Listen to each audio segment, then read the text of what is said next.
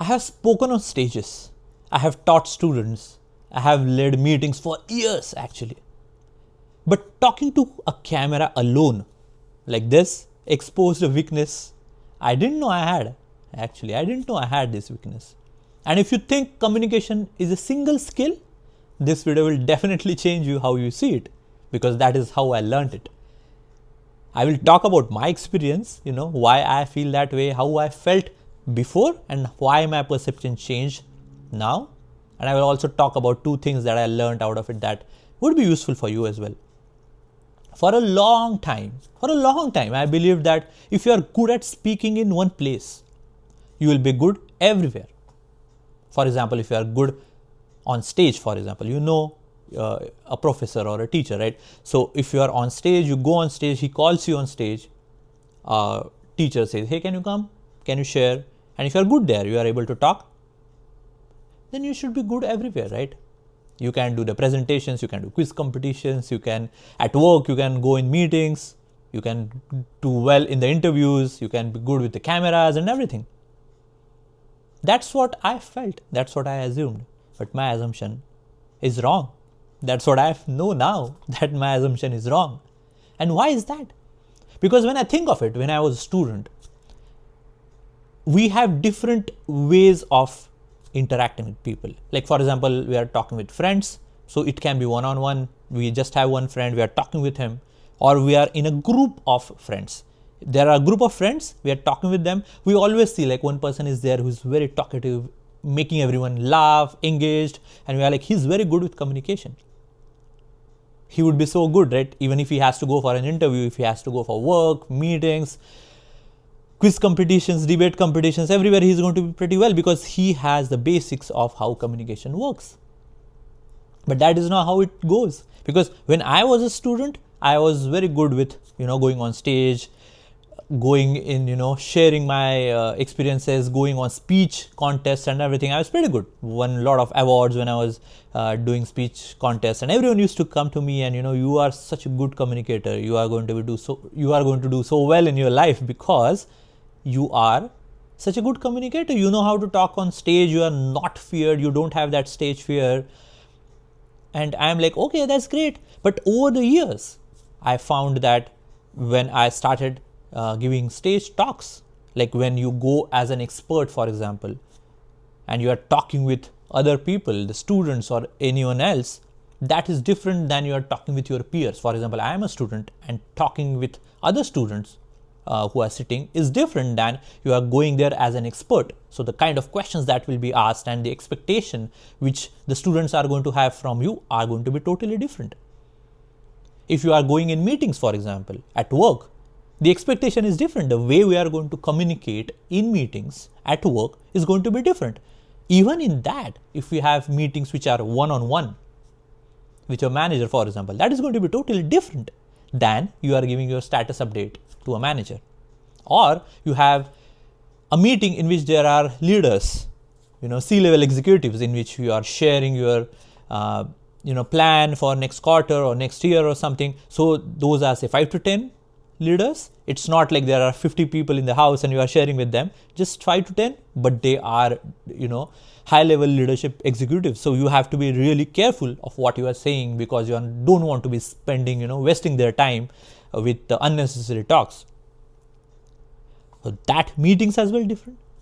Now just think of it.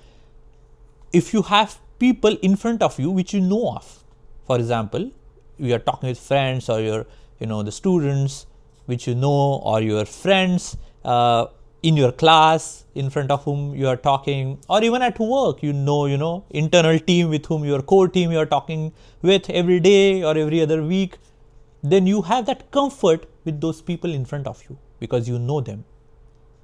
Now, just think of other side in which we are talking to a camera now, the way I am doing right now. I don't see people around me, known, unknown, no people I have in front of me. Now, there is no feedback which I am getting right now.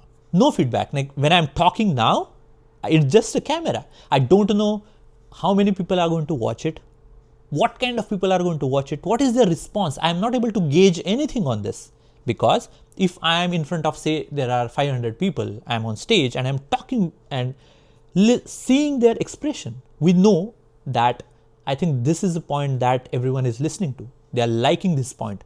Let me continue talking about it because I can spend more time on that. The other thing is, if I see, oh, I don't see much engagement on this when I'm talking with them, I can see the expression, I can gauge that. And if I see that there is not much engagement in this, I can definitely say, okay, don't spend too much time. I can just wrap it up quickly and move to a next point. That is not happening here, right? So the kind of communication I will be doing here is much different. Also think of it, when we have live interactive people, when I'm talking with them along with the expressions, it's easier to ask them questions. I'm asking them questions. How many of you have done it? Do you understand what I'm talking about?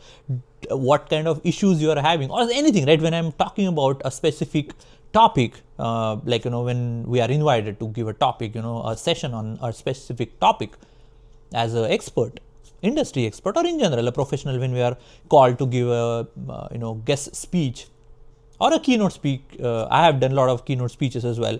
So when we are a keynote speaker, it's easier because even though we are talking, there would be other speakers as well who are there. There will be dignitaries there, but we know exactly how we want to do it because we'll know what kind of expressions I am seeing, the interaction, the engagement.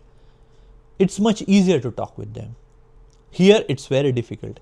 The other thing is, when we are talking here, there is no kind of tone that I know. Like when I'm talking on stage, I see a lot of people who are there, a lot of people who are, sitting in the auditorium or anywhere, but it's easier to talk in a tone because we know, oh, even the last person who is sitting there should be able to, hear me properly. So we'll talk on that tone. Now, when we talk on camera, it's totally different. It's totally different because I'm I'm in a hand's length talking to a camera, but I have to make sure I have my tone decided. I cannot say, today we'll be talking about this, even though that is audible, because the tone has to match. Otherwise, if that is a mismatch, people will think this is not the way it should be. So there are a lot of things which are different here. The pace that we have, because we have to look at how much pace we are going to have, that varies from different platforms.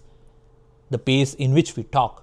A professor talking to a class would be in a different pace than someone else. Or even now, like if you go on social media platforms in which people are talking to a camera, for example, but it's a shorter duration, for example, a reel or a short or something, that is going to be quicker. So the pace in which they will be talking will be much faster, expectedly, than in a video like this. So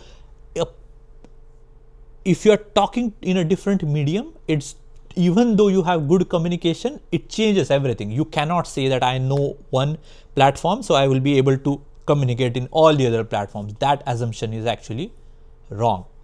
That's what I have found with the weakness, because this has been a real kind of learning curve for me as well when I'm talking only with the camera.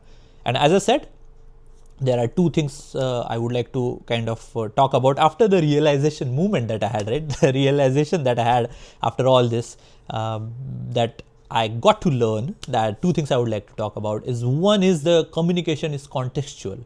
It's not universal. The thing I talked about, right? The communication is contextual. In what context you are talking about, that's why it's important. If you know that you are a good communicator or bad, just think of it in which mode you are bad, or in which the domain you are not good with.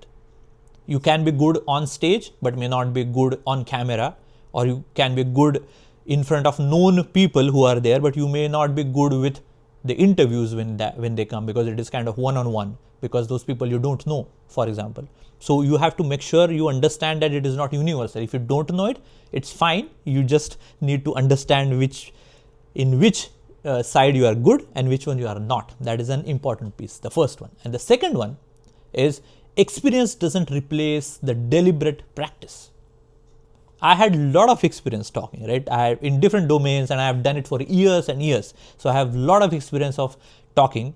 That doesn't replace the deliberate practice, which is going to be required for this. For example, when I'm saying I am talking and this is little bit of learning curve, I cannot say I have all the experience, this is going to be so much easier for me, I don't have to worry much. No, I'm pretty sure my videos are going to be not the videos will be much better as I start creating more and more, because this is a practice that is happening when I'm creating these videos. So even for me, who has done it for years and years, like decades that of the communication that I have done, even now that experience doesn't replace that practice that would be needed for a new kind of communication that is required in this domain. Struggling doesn't mean we are bad. If you are struggling in one of the places that I am not able to communicate in this mode, that doesn't mean we are bad. It is just you are learning a new layer of the same skill. It's just a new layer. It's the same skill of communication, but just learning a new layer of that. Now, at the end, I would just like to say, just tell me in the comments, which is the side of the communication that you struggle with. Like, for example, are you good? Are you not good on stage, or you feel uncomfortable if you are going for an interview, or when you are at work, you have to have those one-on-one meetings, or status update meetings, or you are at work and you have to give those C-level executive meetings in which you have to drive those meetings, like you are the one who is driving, or say you are doing a speech contest, or you're doing debate competitions, case studies, presentations, or those kind of things. Where do you think you are struggling, or you feel that even though you are good in the other side, but in this mode you are not that great? Please share that in the comments.